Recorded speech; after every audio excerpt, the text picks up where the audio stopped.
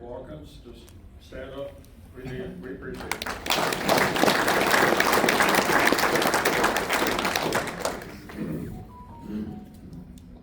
So on the way down here, I asked Vaughn for a bio.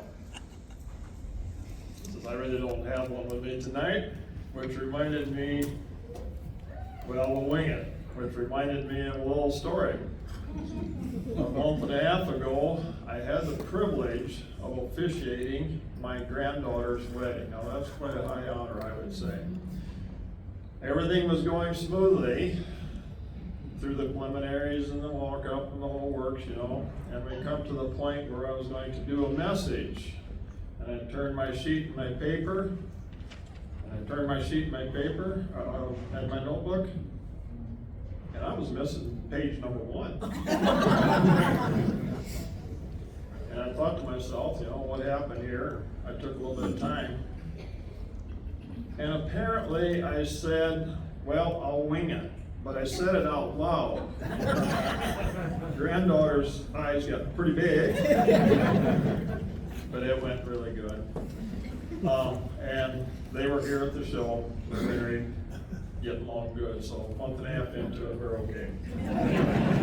So winging it for Vaughn. I'm sorry if I really embarrassed you. No, we're not going to do that. Vaughn grew up in Stickney, South Dakota, just actually a few miles north of where I grew up. Stickney is okay, and I have to say that because my wife is from there. Farmed for a number of years, had a trucking company, got involved with WNEX, you said about 20 years ago, just call in, whatever, and been there 8 years now, I believe. And he's got to be the fastest typer on the face of the earth because he's got a show that's called 5-State Trader Call-In Show. It goes a half an hour, and people will call in things, and I'm thinking, I don't know how that guy can type that fast. It's very seldom does he have to ask them over about things. They give him description, price, and telephone number, and the whole works, and he gets it right 99% of the time. So he's got quite a talent there. Anyway, and then he takes over the drive type show in the afternoon for WNEX, and then does some other stuff too on the other FM show and so on. And so we're just glad to have you here. Genderen, personality from WNEX. Welcome, Vaughn.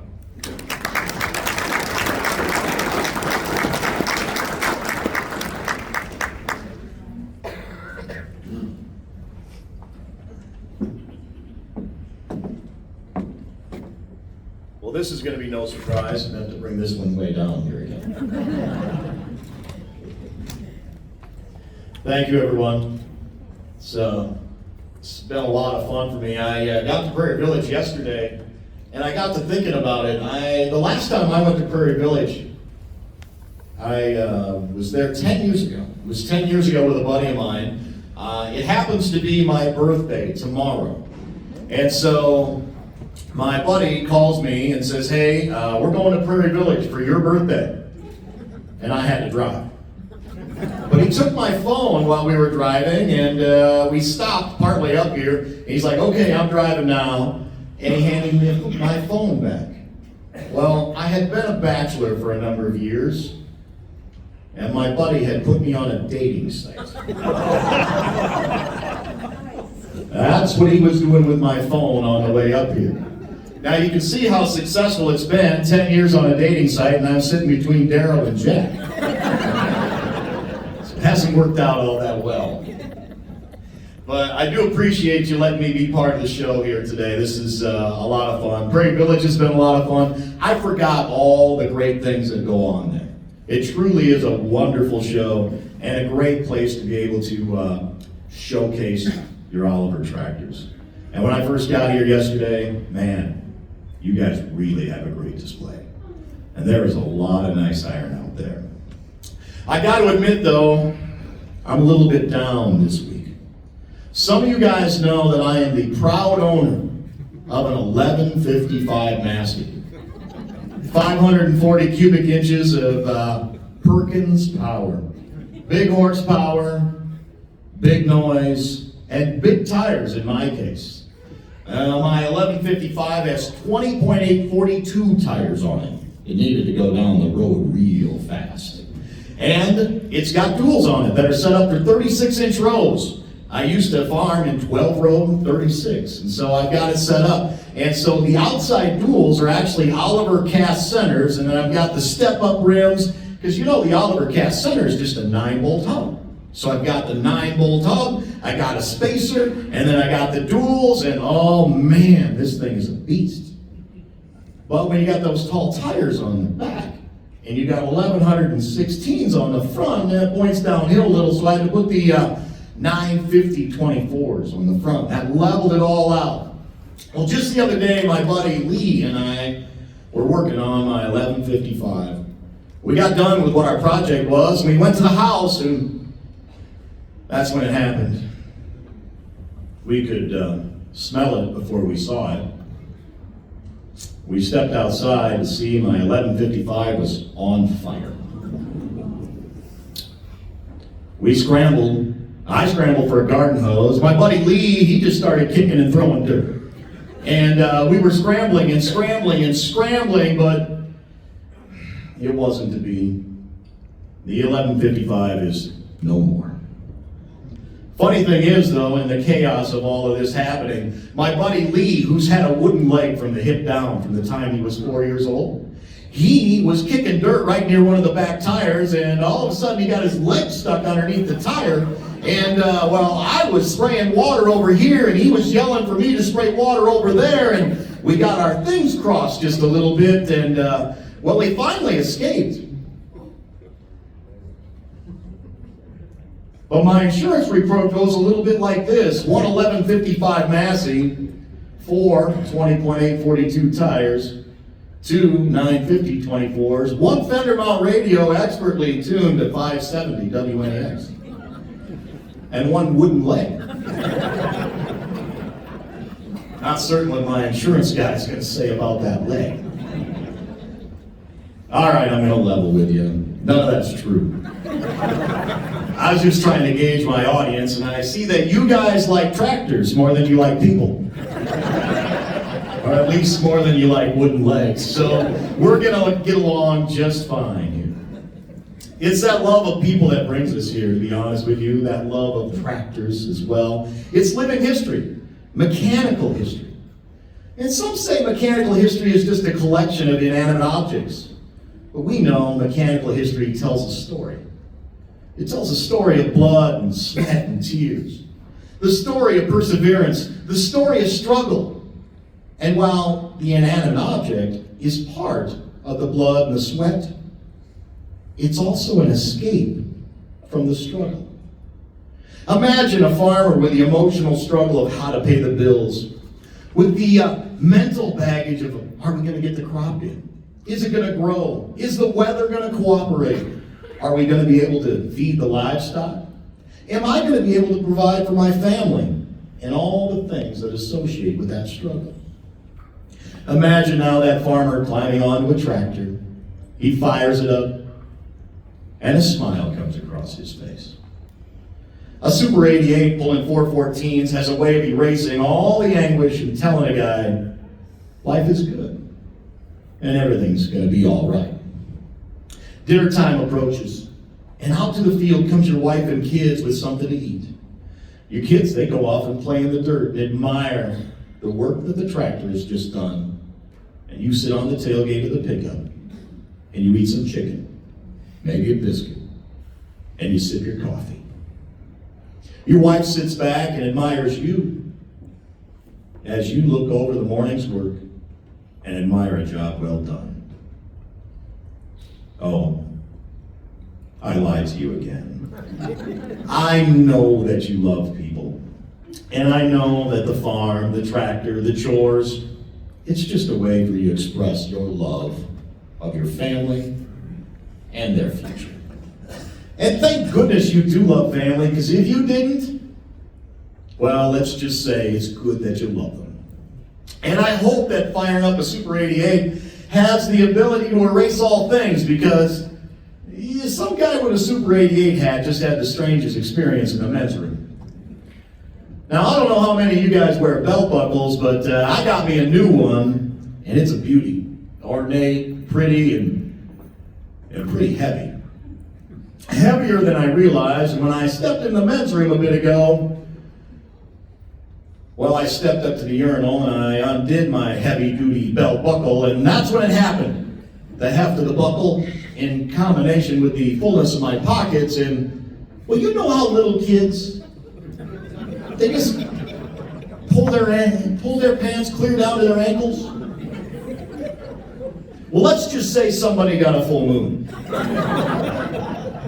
It's a tough spot to be in. Well, you can't just bend down and recover from it. And you can't back away.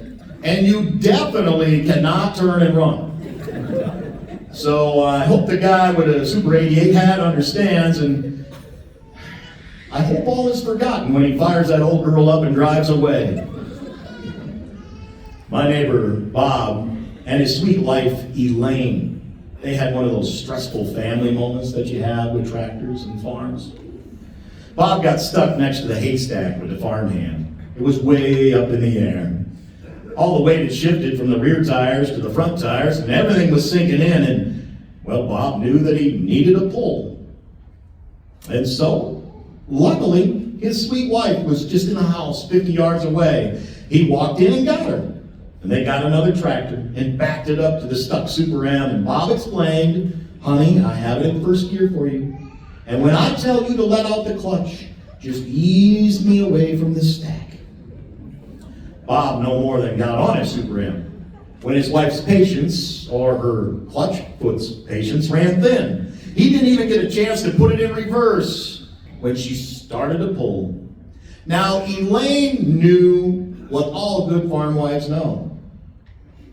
The key to success is determination and focus. And she was determined to focus. Her eyes straight ahead, her hands at 10 and 2 on the steering wheel, and an old Oliver digging a pair of 10 by 38 sure grip holes in the ground. Her focus was so intense that she hardly even noticed her husband, Bob, climb on the back of her tractor and say, "It's okay to put the clutch in now, honey, and I'll put it in neutral for you." She was pretty proud of her ability to help in such a situation. She hadn't grown up around tractors. She asked if it was still stuck before she even looked back to see her job well done. "No," Bob said, it's not stuck anymore. It's resting now." And it certainly appeared to be. Not a single one of those 4 tires was stuck in the mud anymore. All of them were in the air, pointing to the left, as the farmhand tractor had tipped on its side. Thank goodness we love family. Stories like this are the norm, though, for many of us who grew up on the farm. The tragedy averted become comedy story. Wayne and Shirley were our neighbors. They only live a mile away. And we did lots of things with Wayne and Shirley. Their kids were the same age as my sister and I. So we did lots of things with them growing up. And one day Wayne and Shirley were sorting hogs, big old sows that just didn't listen to direction very well. Now, many of us have been around livestock. Many of us has been in situations with our spouse sorting livestock. And it almost always goes like clockwork. This was not the case. Somehow Wayne and Shirley were not on the same page, and the game plan of moving them from here to there, it just wasn't working. And to make matters worse, we had just received a fair amount of rain, and so these outside hogs were taking refuge in a mud hole in the middle of the hog yard. Shirley waded in to force out an old sow, and the old sow decided to use her for a battering ram. Now Wayne knew it was bad. He knew she was in pain. And he sprang to the rescue. The sow was battled out of the way, and he set out to rescue his wife from the mud hole where she was stuck and obviously suffering from a broken leg. Now, broken legs are tender, and mud holes are not so willing to give up their prizes. And Wayne couldn't get her out. Now, thank goodness farmers are creative thinkers. He ran to the shed and grabbed a log chain, some sort of baler belt, and the 3010 with a loader on it.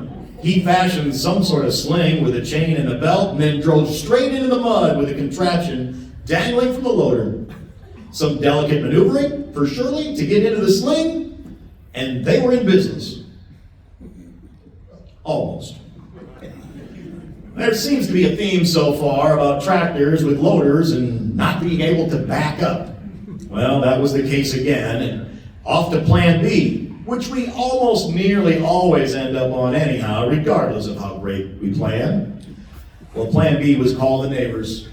We received a phone call, and thank goodness Dad was in the house. He and I went and grabbed a log chain, jumped on the 544 International with a dual loader, and Mom followed in the car as we headed the mile down the road at what seemed like a snail's pace. Now, pulling out a 3010 while someone is swinging from the flying trapeze, it's not the easiest task. But we got it done, and then Wayne ever so gently deposited Shirley on the front steps of the house. This is where rescue phase 2 started, which included a change of clothes, good drainage, and a garden hose. And not really in that order, though. I was forbidden to participate for some reason. But step 1 was somehow stripping Shirley of all her pig wallow-covered clothes.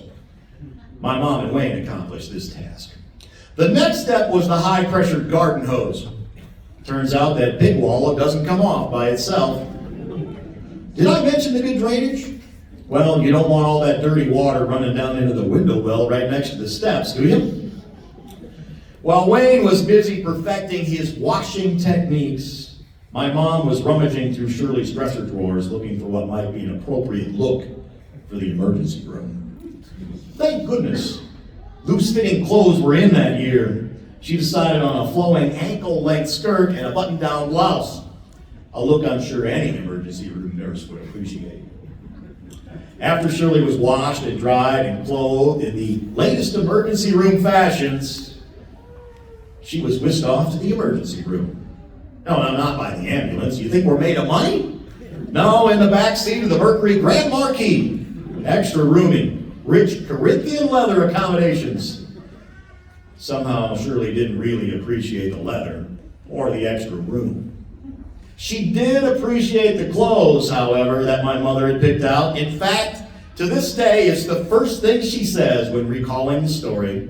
Thank goodness Dolores put me in those nice clothes. It would have been so embarrassing otherwise. Funny what seems important when suffering from shock. I was at a convention a while back where Kenny Thomas was the featured speaker. Kenny Thomas was an Army Ranger. He was a member of Task Force Ranger as part of Operation Restore Hope in Somalia. On October 3rd of 1993, he was part of the task force that was to capture Somali warlord Mohammed Farah Aidid. Now, many of us know this as the Battle of Mogadishu, which later was immortalized in the movie Black Hawk Down, where a well-planned mission turned into what we'll call a hog wallow show. 2 days of fighting for his life and the life of his crew. 2 days of death and destruction. 19 dead. 93 wounded. Pinned down in the worst circumstances that you could ever imagine.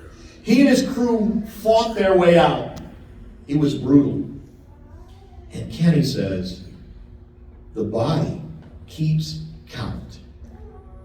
Close your eyes and your body remembers.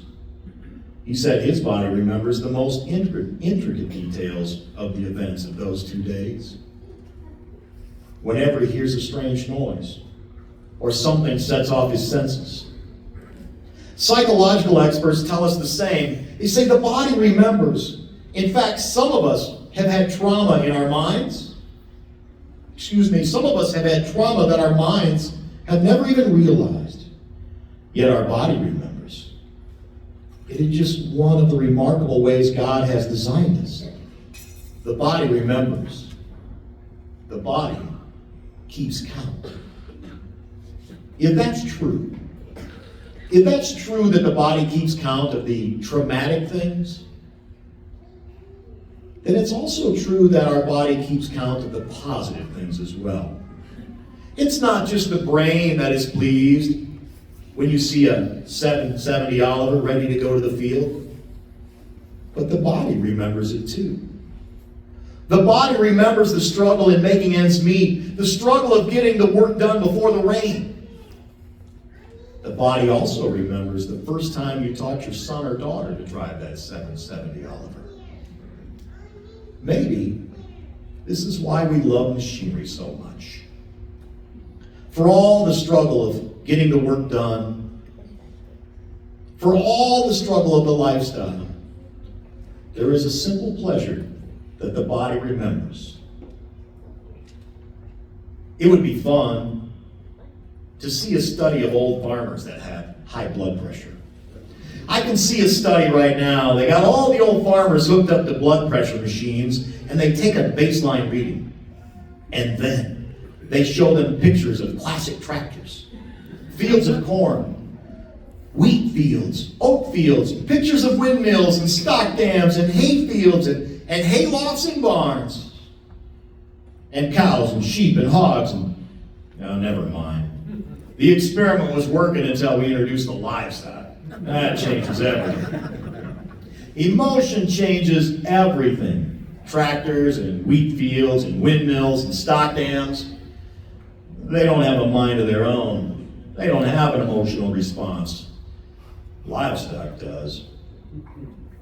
I had a bit of an emotional and physical roller coaster caused by me raising calves. I had an old mama cow and she had twins. And these little guys were so little, their hair was barely there. And as all good ranchers do, I took the twins in the house and I gated them in the porch. They spent a few days in there and then a few days more, and finally I sent them out into the real world. But not before one of those little guys gave me a perfectly round ring of infection on my arm. Now, any good cattle guy is good friends with at least one veterinarian. So I called my good friend Dale, and I asked him how to treat ringworm. Well, he happily shared the treatment. He said, athlete's foot cream. It's the same fungus as athlete's foot. You'll be just fine. Now, sometimes I don't move real fast when it comes to getting medicine. So by the time I got to the store, I had a few more perfectly round rings. They were spreading. The cream was too little too late, and soon I found myself at an emergency meeting with a dermatologist. This was a bit embarrassing. Let's just say that ringworm spreads by contact.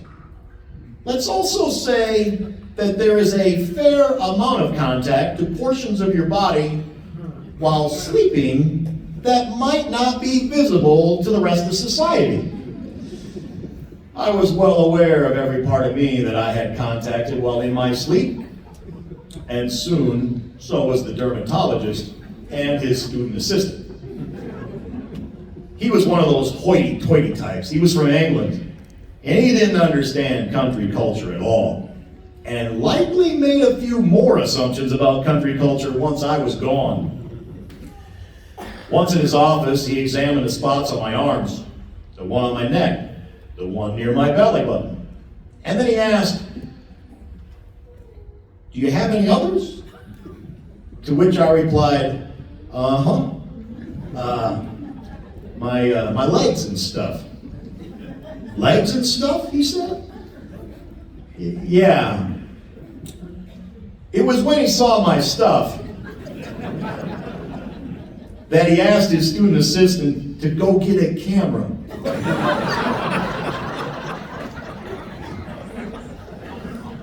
It appears I may have itched my stuff while sleeping.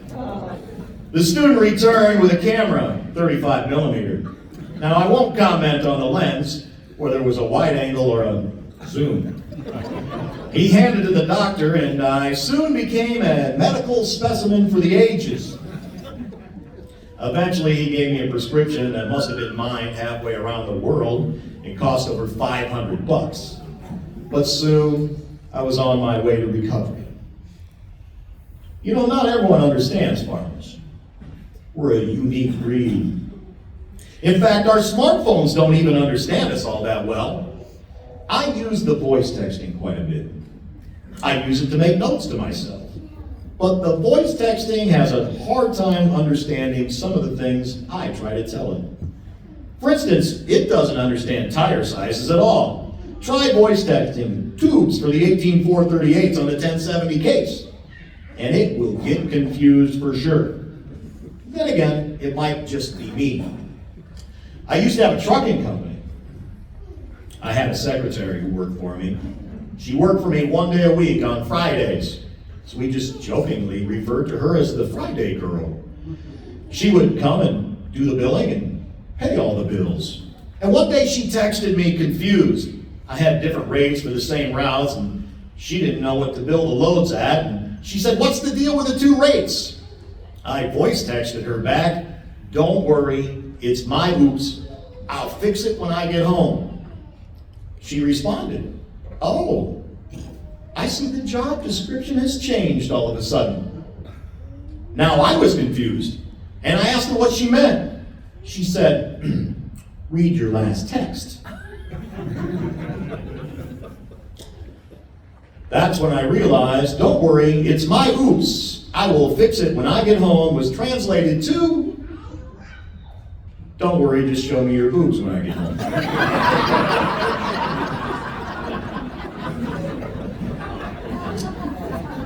I am convinced that the text-to-talk program is written by a 12-year-old boy with a dirty mind.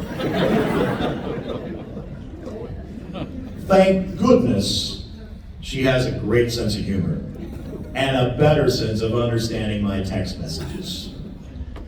Life is about knowing who to trust. Never trust your voice texting. Most of us only want to do business with people we trust. And I want the guy who runs my feed store to be trustworthy as can be. I want the person at the co-op to be honest as the day is long. I want the people who teach my kids in school to be on the straight and narrow. In fact, I want the people in my life to be beyond reproach. Except my tax guy. I mean, I don't mind if that guy's a little bit shady. Or my lawyer. I mean, I don't mind if my lawyer's a bit of a shyster. But my seed guy, he better be honest. My crop insurance guy? I don't really care if he bends the rules a little. Turns out we're surrounded by all types of people. And voluntarily so. You ever know someone who wrecked their pickup in order to collect the insurance so they could make the pickup payment? Yeah, me neither.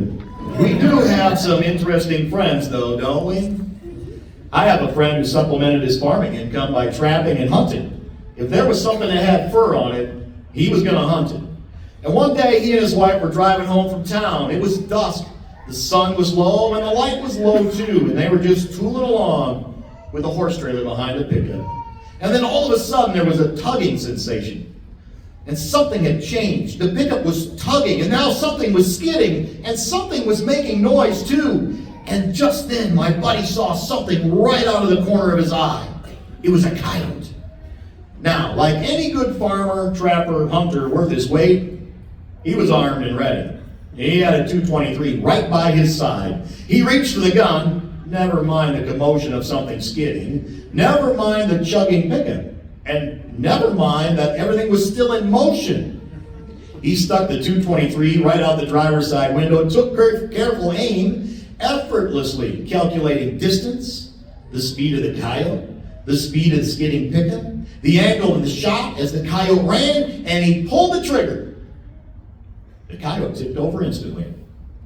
And he got back to the business of wrangling the pickup and trailer to a halt. Now, it's important when hunting to make a mental mark as to where an animal was hit so you can find it. And my buddy had done that. So once the rigs were all brought to a halt, he did a quick inspection of what was wrong. Turns out the culprit of all the commotion was a missing wheel off the trailer. The lugs had come loose, and the rim and tire, they were no more. No big deal for my buddy, that was fixable. Now off to the coyote. My buddy knew about where it should be. He could see the old cell feeder in the scope when he pulled the trigger, so it had to be in the background. It needed to be somewhere between these two things. He crossed the fence, and he searched for the critter. He never did find it, though.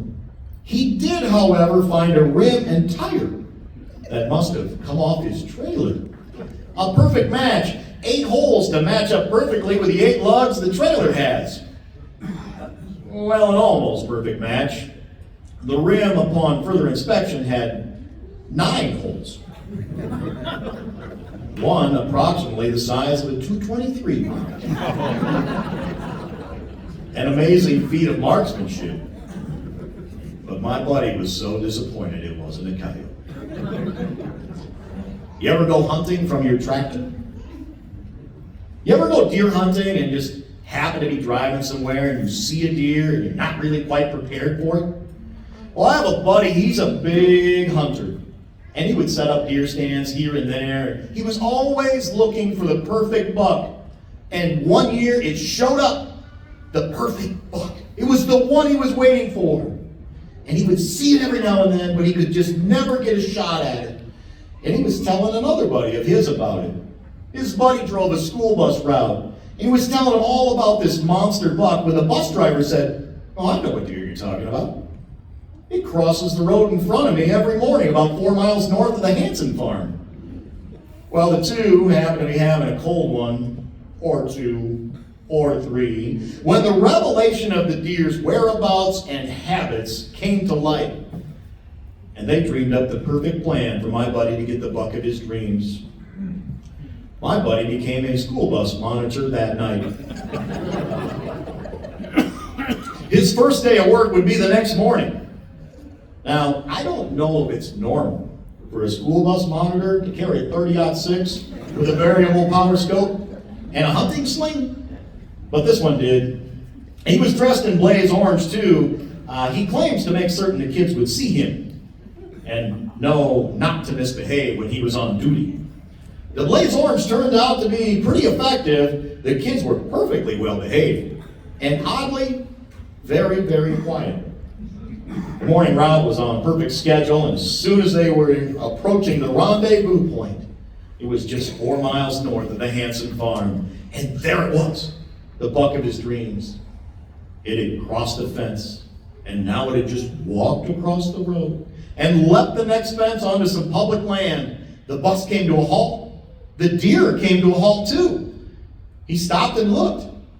The bus door opened, but nobody stepped off. The deer was paying close attention. A bus full of kids looking at a deer, an open door, all the occupants just staring right at him. He didn't look close enough to notice the barrel of a 30-06 pointing out the doorway, though. And it turns out a still shot of a deer standing broadside with a 30-06 and a variable power scope, not too hard to make. And boom, the deer was down. Now for the hard part. Do you field dress a deer in that situation? Or you just go and grab it and tie it to the front of the bus? Well, the bus was slightly behind schedule now, and the kids did need to get to school, and time was of the essence, so they decided to strap that bad boy to the bus and get going. Now, you know how buses have that arm on the front of them that swings out? Turns out that's a perfect place to tie a deer. So they strapped it tight. My buddy, the bus monitor, got back on the bus along with the driver, and away they went. The kids were more well-behaved than ever. Each stop was met with some surprise, though, when the kids were ready to climb on the bus. It was a bit shocking when a deer would come swinging out in front of them instead of the traditional stop sign they were used to seeing. Just before the kids were dropped off, the school bus monitor got them all to swear to secrecy, which they all agreed without any hesitation at all. And once to school, the kids unloaded so quickly, The school administrators didn't even get a chance to lay eyes on the bus, and away the guys went, presumably to make some jerky. You know, Google says 90% of Americans live average lives. They don't really do anything that sets them apart from the rest of society. The other 10%? Well, that's got to be us. Farmers, country folks, tractor collectors. Not only do we collect the best tractors, the best equipment, we got the best families, the best partners, the best wives. Probably because they are the most understanding. The tractors, the equipment, that's all just a method of collecting the best stories. And we would never collect those stories without our loved ones being so understanding. Our wives, our families, they're just part of the fabric of those stories. People talk about the golden age in America. Historians talk about events that moved the world forward. But they never talk about farming. And if they're smart, they would. It's you guys who moved the world forward. It's that classic iron that's sitting out there and your determination for a way of life. This world went from farming an acre of land with a horse or a mule or an ox to farming with tractors. Then this world went from farming with tractors that had 13 horsepower to 30 horsepower. And then on to 55 horsepower. And you guys lived it. Horsepower allowed you guys to push your operation forward. It started making you guys professionals. And soon you were producing enough food to feed a large number of people. You lived it when when tractors broke the 100 horsepower barrier. And then after tractors broke the 100 horsepower barrier, they started refining them. And at the same time, you guys were refining what you did in raising crops and raising families. You guys demanded better equipment. You demanded better seed. You demanded better technology. You demanded better weed control. And you demanded all of these things silently by pushing the envelope of crop production and hay production and feed production. Livestock farming changed drastically during your time because you wanted to find more ways to be more efficient.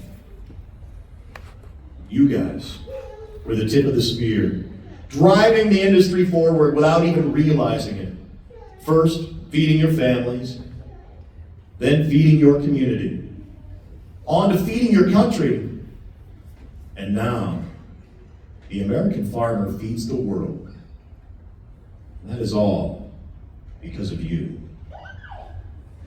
Jim Valvano was a legendary basketball coach. He won the NCAA national title with the North Carolina State Wolfpack. He was an inspirational guy. His very first day of practice at NC State was practicing cutting down the nets. He would put the ladder up, and all the players would practice cutting down the nets, just like they would if they won a national title. His players were a bit shocked by the practice. They all realized that he had a dream, and that he believed in that dream, and he was willing to practice the dream. Jim said he was 16 years old when he heard the Reverend Bob Richards speak. He was speaking to a group of young people. He said, Bob Richards said, God must love ordinary people because he made so many of us. Coach Valvano said he was a little bit disappointed by that because he thought he was special. Then the Reverend Bob said the line that would change Jim Valvano's life. Reverend Bob said, every single day, in every walk of life, ordinary people do extraordinary things. Ordinary people do extraordinary things, like feed their families, their communities, their country. and their world. Jim Valvano developed cancer. He was determined to fight it to the best of his ability. But towards the end of his struggle, he was given an award on ESPN, and he famously gave a speech that is often still quoted today. He said, "Don't give up. Don't ever give up." But previous to saying those famous lines, he said some other lines. He said we should all strive to do 3 things each day. And if we do these 3 things, we will have lived a full life. He said we should laugh each day. Find something humorous and let yourself go and laugh out loud. It's good to do so. We should think. We should take time and thought. Attempt to understand a Bible verse. Spend some time considering choices made. And 3, we should let our emotions be moved to tears. I tear up when I think of previous generations and the improvements they made to make my life easier. I've told a lot of stories tonight of people I know. You know, I'm the luckiest guy on earth because of all the people I know. I know a guy who does almost everything. I even know a guy who writes love stories. In fact, I know a few guys who do. My cousin had a repair shop, tractor repair shop. And before I had my trucking company, I used to work for my cousin in the wintertime. We fixed lots and lots of tractors. I've got my hands greasy on 1086s and 1066s, 4430s and 4440s and 105 whites and 185 whites and 1655 Olivers, 1085 Masseys, 1105, 1135, and the mighty 1155 Masseys. 730 cases, lots of 70 series cases, 90 and 94 series cases, boxcar Magnums, and 7 and 8000 series John Deeres.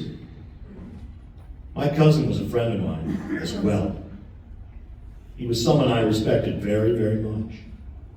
We went to the same church. We went to the same Bible study. And we shared stories with each other like friends do. I remember my cousin telling me one morning when I got to work that he had woke up with a start that night.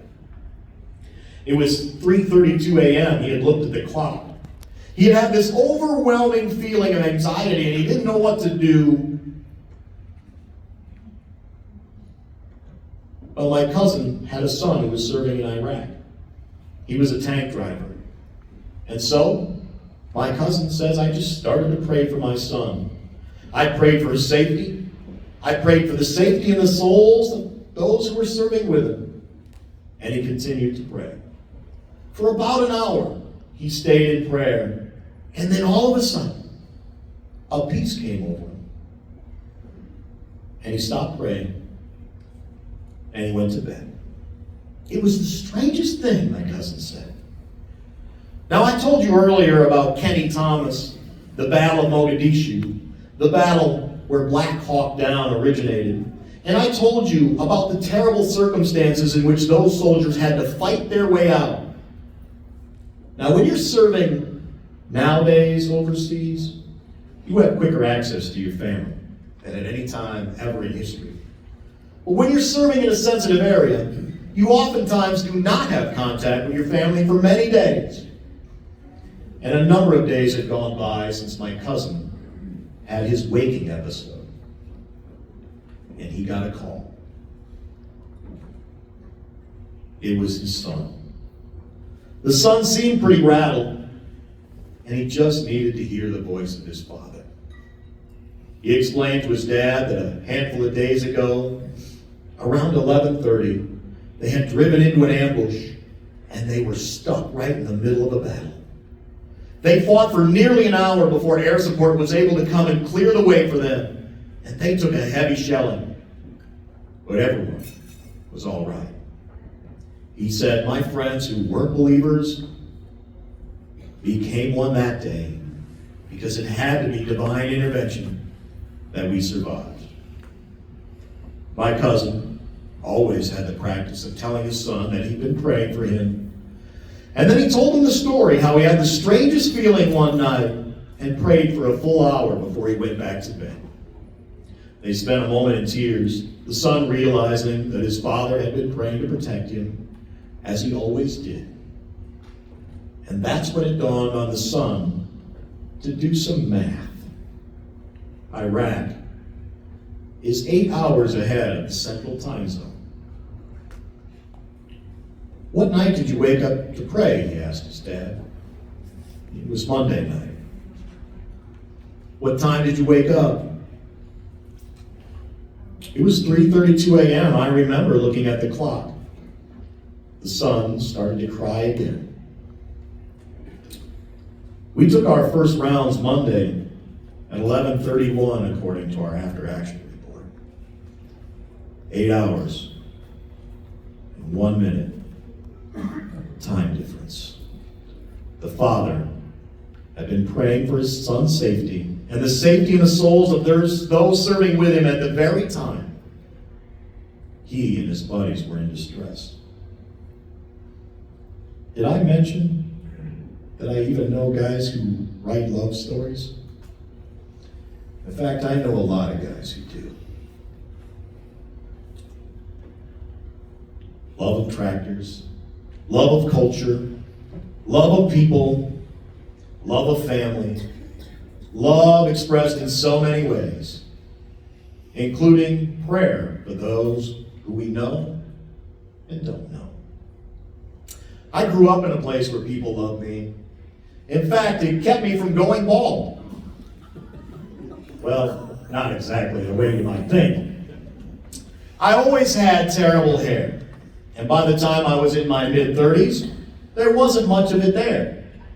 And I was married when I was in my 30s, and I always wanted to shave my head, but my wife wouldn't let me. She said, all the old ladies at church will think you have cancer, and they'll start organizing a fundraiser. They'll do food drives, and they'll start making a schedule to determine who's going to take you in for treatments and who's going to pick you up from treatments. Well, that's what people do in the world I grew up in. Well, I didn't want the old ladies to be nervous, so I decided I would try some Rogaine, proven to be effective in regrowing hair. If it worked, then I wouldn't have to worry about them organizing all the things that the ladies organize in my home church when somebody needed help. Fortunately, Rogaine is pretty easy to buy. Not that easy to use, though. Comes in a little eyedropper bottle, about 2 ounces. You just unscrew the lid and you squeeze the bulb and you put it on your balding areas. The instructions said something about making certain you only apply it to your balding areas and only apply it to areas where you want hair to grow. Also, it had some instructions about being consistent with time schedules. So 3 times a day, I would apply a dropper full of Rogaine to my balding areas. 8 o'clock in the morning, 2 in the afternoon, and 8 o'clock at night. Now, I had a trucking company yet then, and I had just left Billings, Montana. It was 8:30 a.m., and I was rolling down I-90 on my way back to South Dakota when I realized I hadn't applied my 8 a.m. dose of Rogaine. Now, a truck driver gets pretty good at doing lots of things while they're driving down the road. I used to joke that I could eat a sandwich, talk on the phone, and change my clothes all while driving. I figured putting some Rogaine on couldn't be too hard. It was in my briefcase, which was on the passenger seat, and I could reach it easily. So I grabbed the bottle, and I unscrewed the lid, and I filled the dropper, and I started applying. Now, the trick to applying is to apply slow enough that you don't get any drips that run down the side of your head. After all, you don't want Rogaine anywhere you don't want hair to grow. So there I was, left hand on the steering wheel, right hand on the applicator, just dabbing away. Put a little here, put a little there, and that's when I started feeling a drip form. It was headed right for my ear. Now, I've got one hand on the wheel, and the other hand is on the dropper, so I carefully maneuver the dropper and swish with the side of my hand to keep the drip from going down my ear, and just then, I feel another drip, and it's on the other side, and it's heading for my ear. Now, I had already switched to the side of my hand, and so I only had my pinky finger left, so I reach over, and I grab the drip, and catastrophe averted. But just then, I felt another drip, and it was heading right down my forehead between my eyebrows. I had the bottle in one hand with the steering wheel, and it was open. I had the dropper in the other hand, and I couldn't swish here, and I couldn't swish here, but I had these two fingers left, and so, and I'm good. It was so close. And just then, my ear started to itch like crazy. And it continued to itch right there, right at the ear hole. And it took all the focus I had not to itch my ear. A handful of Rogaine, an itchy ear. Focus, focus, it'll go away. My focus was only on my ear, however, and I hadn't realized that I had been itching right between my eyebrows.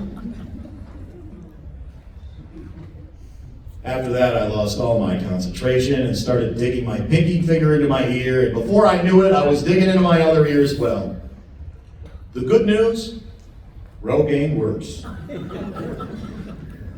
I've offered to be a paid spokesman for the company, but somehow they don't think a bald guy with an abundance of hair between his eyebrows and growing out of his ears is a very good look for the company.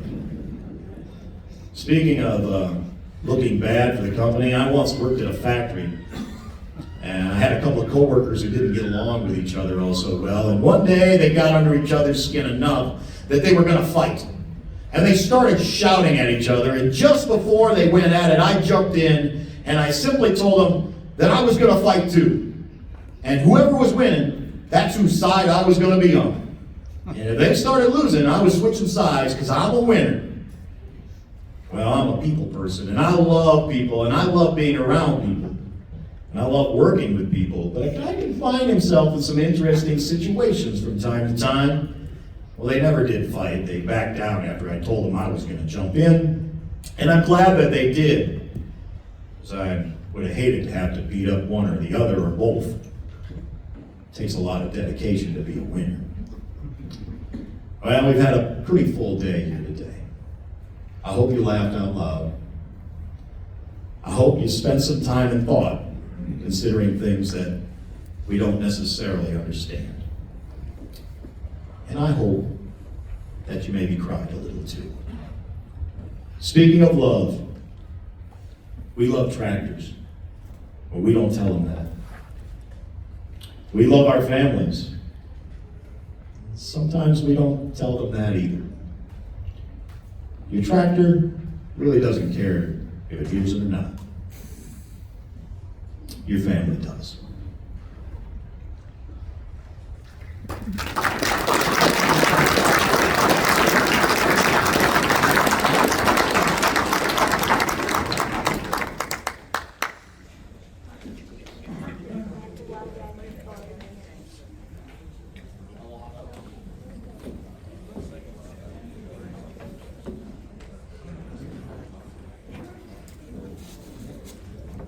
Thanks, Bob, I appreciate that. One piece of, that we need to take care of yet is the centerpieces of the tables. If you turn over the place, mats there, somebody has winner on it. And if you don't want it, You are a winner.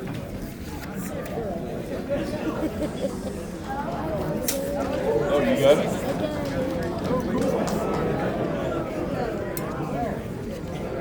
With that, that pretty well concludes our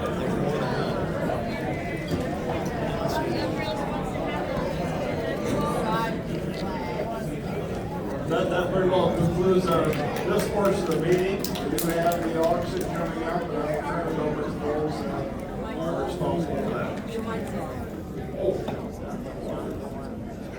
Is it on now? It's on. Yeah, it's on. Okay. Sorry about that, I didn't realize my mic was on.